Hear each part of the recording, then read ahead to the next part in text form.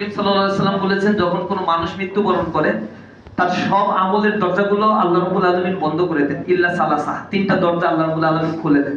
তার ভিতরে একটা হচ্ছে ওয়ালাদুন সালেহ, নেক সন্তান যদি তিনি রেখে যান, সেই সন্তান যদি তার বাবার জন্য দোয়া করে, আল্লাহ রাব্বুল আলামিন সদকায়ে জারিয়া হিসেবে তা কবুল করে নেন।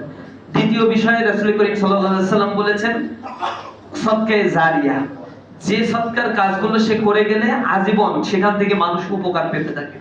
আর দ্বিতীয় একটা কথা রাসূল বলেছেন, আল ইলমু ইয়াতাফিউ বিহি, ওই জ্ঞান যার মাধ্যমে মানুষ উপকার পেতে থাকে।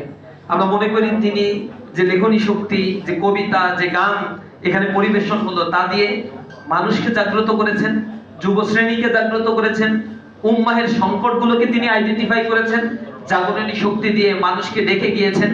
এই মানুষ মৃত্যুবরণ করার পরে আমরা বুঝতে পারছি কত কত জায়গায় তার প্যাট্রোনাইজেশন ছিল, কত কত জায়গায় মানুষকে নিয়ে তিনি নার্সিং করেছেন।